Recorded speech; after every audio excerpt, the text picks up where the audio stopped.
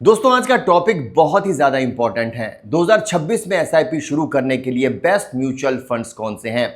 अगर आप नए इन्वेस्टर हैं या अपनी मौजूदा एसआईपी को बेहतर बनाना चाहते हैं तो ये वीडियो आपके लिए है दोस्तों। एसआईपी यानी systematic investment plan, long term wealth creation का सबसे पावरफुल टूल है। ये मार्केट की वॉलेटिलिटी के बावजूद रुपए कॉस्ट एवरेजिंग से आप अच्छा रिटर्न कमा सकते हैं। दोस्तों आज हम बात करने वाले हैं इस वीडियो में कैटेगरीज, टॉप फंड्स, रिस्क और टिप्स की। डिस्क्लेमर ध्यान से सुनिए, ये फाइनेंशियल एडवाइस नहीं है दोस्तों। इन्वेस्टमेंट से पहले अपना रिसर्च करें, अपने रिस्क टॉलरेंस देखें और किसी एडवाइजर से सलाह जरूर लें। पास्ट परफॉर्मेंस फ्यूचर गारंटी नहीं है। तो चलिए वीडियो शुरू करते हैं और बताते हैं आपको आपके लिए कौन से फंड सही हैं।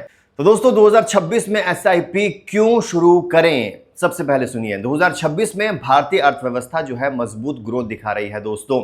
इंफ्रास्ट्रक्चर, मैन्युफैक्चरिंग, डिजिटल और कंजप्शन बूस्ट के साथ एसआईपी के फायदे क्या हैं। छोटी राशि से शुरू करें, सिर्फ 500 रुपए से भी शुरू कर सकते हैं आप। डिसिप्लिन और कंपाउंडिंग का जादू फिर देखिए। मार्केट टाइमिंग की टेंशन नहीं है, मगर आप 5, 10, 15 साल के लिए इन्वेस्ट कर रहे हैं तो अभी शुरू करना सबसे अच्छा टाइम है। महंगाई को बीट करने के लिए दोस्तों इक्विटी एसआईपी जरूरी होती है।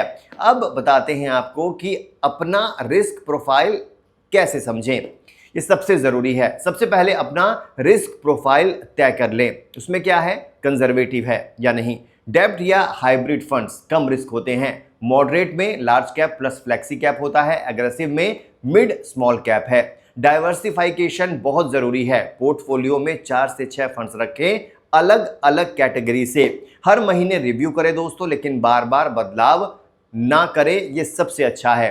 अब 2026 में एसआईपी के लिए बेस्ट कैटेगरीज कौन कौन सी हैं ये जानना जरूरी है।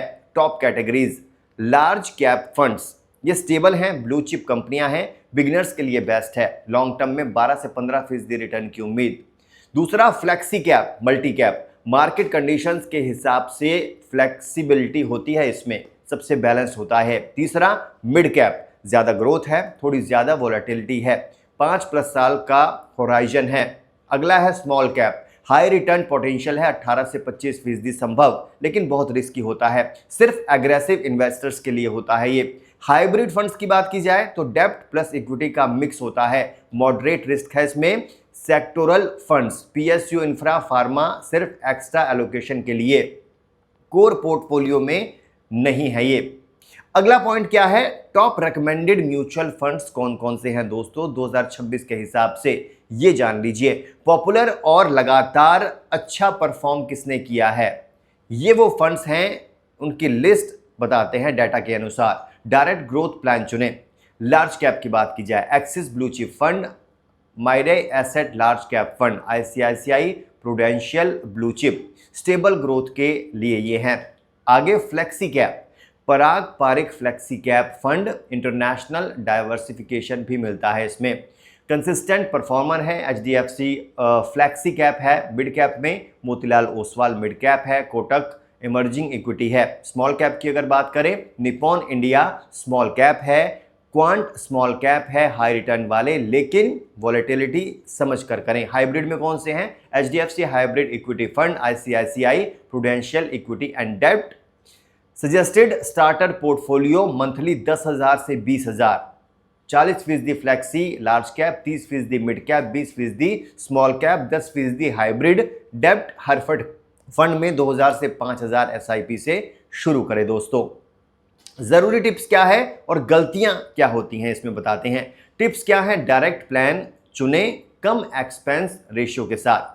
5+ साल के लिए इन्वेस्ट करें दोस्तों। स्टेप अप एसआईपी करें, हर साल 10 से 20% बढ़ाएं। इमरजेंसी फंड अलग से रखें।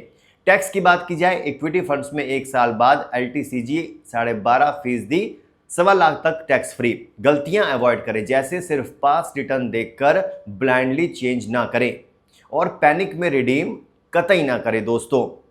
तो दोस्तों आज हमने आपको क्या बताया, 2026 में एसआईपी शुरू करके आप कैसे अपना फाइनेंशियल फ्यूचर सिक्योर कर सकते हैं।